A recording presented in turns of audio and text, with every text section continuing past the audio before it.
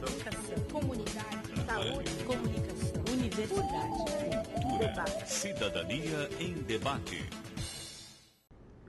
Quando nasci, um anjo torto desses que vivem na sombra disse: vai, Carlos, ser gauche na vida. As casas espiam os homens que correm atrás de mulheres. A tarde talvez fosse azul, não houvesse tantos desejos. O bonde passa cheio de pernas, pernas brancas, pretas, amarelas. Para que tantas pernas, meu Deus? Pergunta meu coração. Porém meus olhos não perguntam nada. O homem atrás do bigode é sério, simples e forte. Quase não conversa. Tem poucos raros amigos. O homem atrás dos óculos e do bigode. Meu Deus, por que me abandonaste se sabias que eu não era Deus? Se sabias que eu era fraco? Mundo, mundo, vasto mundo. Se eu me chamasse Raimundo, seria uma rima, não seria uma solução. Mundo, mundo, vasto mundo, mais vasto é meu coração. Eu não devia te dizer, mas essa lua, mas esse cunhaque, bota a gente comovido como o diabo. Boa noite. Começa agora o Cidadania em Debate, um programa do Sindicato dos Servidores Públicos do Ensino Superior de Blumenau. Este é um espaço que trata questões de interesse dos trabalhadores do Vale do Itajaí. E no programa de hoje, o assunto é poesia. E para falar dessa temática, partimos da comemoração de aniversário de Carlos Drummond de Andrade, que ocorre no dia 31 de outubro, ou seja, na próxima segunda-feira. O Instituto Moreira Salles lança a ideia de instituir o Dia D, o Dia Drummond, e que faça parte do calendário cultural do país.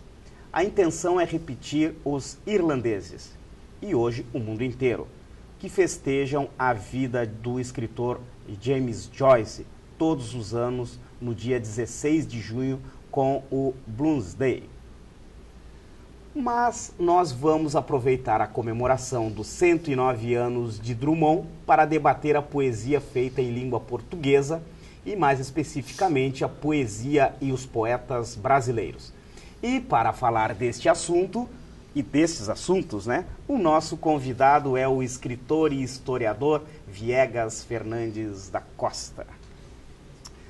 Viegas, boa noite, obrigado por vir ao Cidadania. Inicialmente, qual a relevância que tem Carlos Drummond de Andrade na literatura brasileira? Bem, boa noite, Carlos.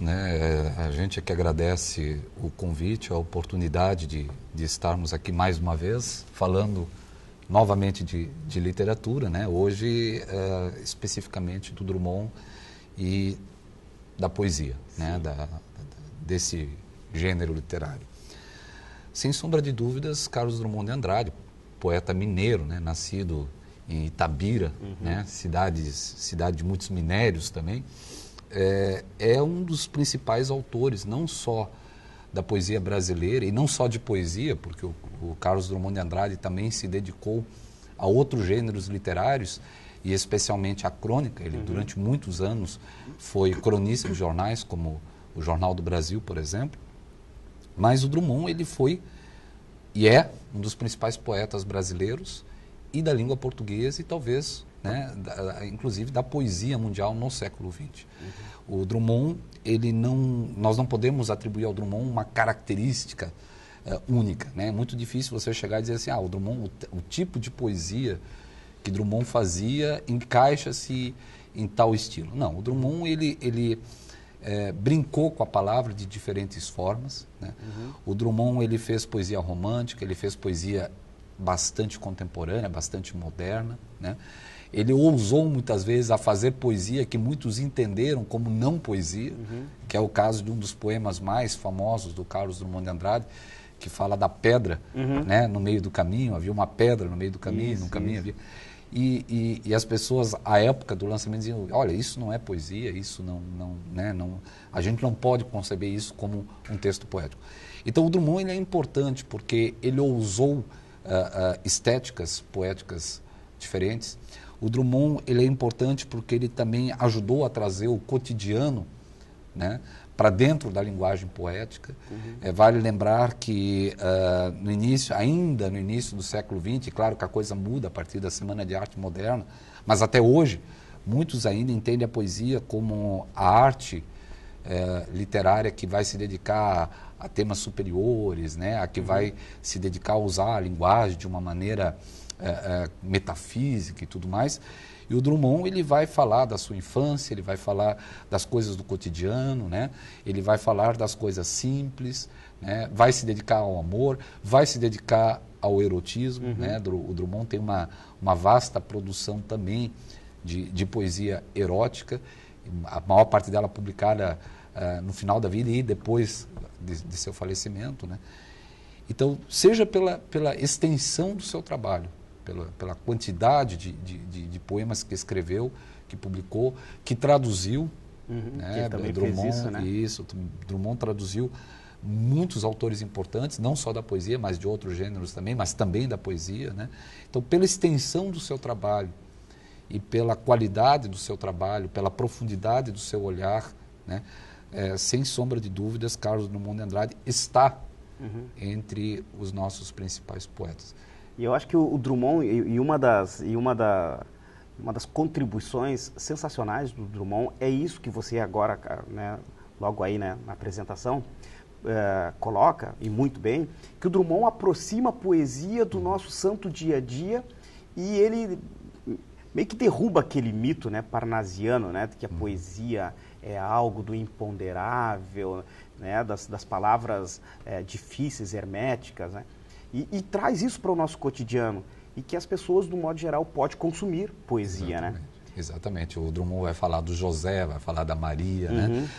Claro que o Drummond, ele aproxima na palavra mesmo, no fazer poético. Nós tivemos depois outros poetas que aproximaram a poesia do povo, né? Mas enquanto performance, enquanto ato. É o caso, por exemplo, do Lindolf Bell, Sim, né? sim. Um poeta aqui da região, que com o seu movimento da catequese poética, ele levou a poesia para o estádio de futebol, levou a poesia para a praça, levou a poesia para a feira e assim por diante.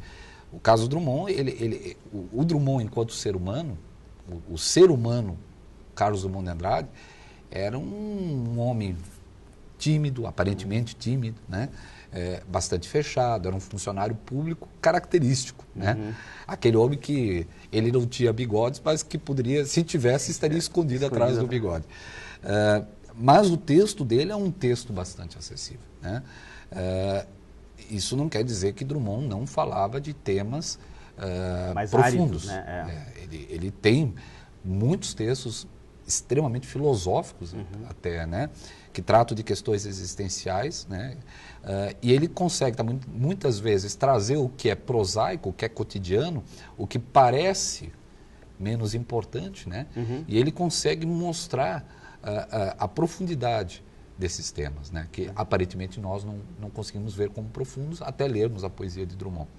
E o interessante da poesia do Drummond, se nós pegarmos o conjunto da obra dele, é que ele sempre está entre o passado e o futuro, né? Ambas as coisas parecem, ao menos, que o assustavam muito, né?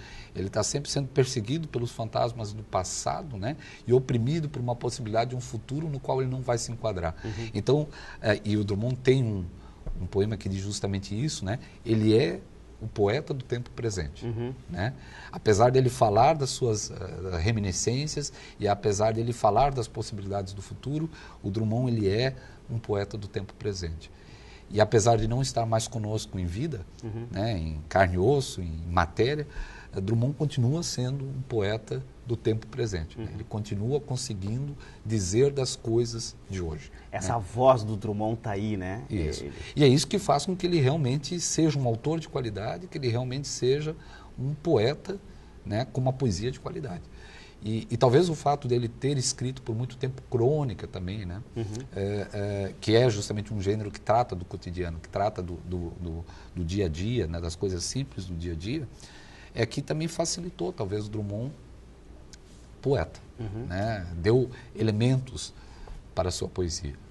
E eu quero destacar, Viegas, que é interessante a gente trazer essa discussão da poesia para o Cidadania em Debate, para o nosso trabalhador, né? Muitos pensaram ou tentaram matar a poesia, né? E isso é uma coisa que é meramente possível porque nós estamos lidando com a questão de sentimento, entre outras coisas. Então, a poesia está no nosso santo dia a dia. E a ideia de buscar o Drummond para fazer uma discussão sobre poesia, porque isso perpassa por onde? Pela sala de aula, né? Sim. Gostaria de ver contigo, Viegas, que olhar você tem a respeito da poesia e a escola? A preocupação que a gente tem é sempre a preocupação que se tem da literatura como um todo, né? Como isso é trabalhado dentro da sala de aula.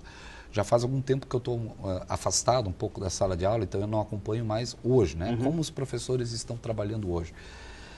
Mas o que me parece muitas vezes é que o professor, ele pega textos que já foram canonizados, que já foram colocados, né, como textos clássicos, como textos que devem ser conhecidos e lidos, mas que muitas vezes falam de coisas que não estão próximas do seu aluno, né, ou traz uma linguagem ao qual o aluno não está preparado, né.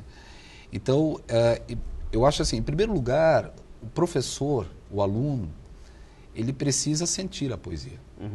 Ele precisa compreender o que significa a poesia, né? Ele precisa perceber que a poesia, ela não necessariamente é o poema, né? O poema, sim, o poema é aquela técnica, né, onde você vai escrever em versos, né, e aí existem vários tipos de técnicas para se compor um poema, né, o soneto, o poema livre, enfim. Agora, a poesia, ela é algo muito mais abrangente. A gente costuma dizer assim, né? Poxa, aquele filme é poético, né? Aquele quadro, aquela fotografia, isso não é uma fotografia, isso é pura poesia, né? Então, a poesia é esse algo mais profundo, né? Esse algo que consegue aproximar o ser humano da sua própria humanidade, né? Que consegue deslocá-lo daquilo que é puramente sobrevivência, né, daquilo que é puramente estar no mundo para aquilo que significaria o ser no mundo, né? Eu não vou falar aqui em essência, não acredito nisso, né? Mas a poesia é justamente aquele olhar, aquela linguagem, aquela possibilidade que aproxima o ser humano da sua humanidade. Estamos falando hoje no Cidadania em Debate sobre poesia, Carlos Drummond de Andrade e o Viegas explicando a diferença entre poema e poesia. A gente já volta para continuar o nosso assunto.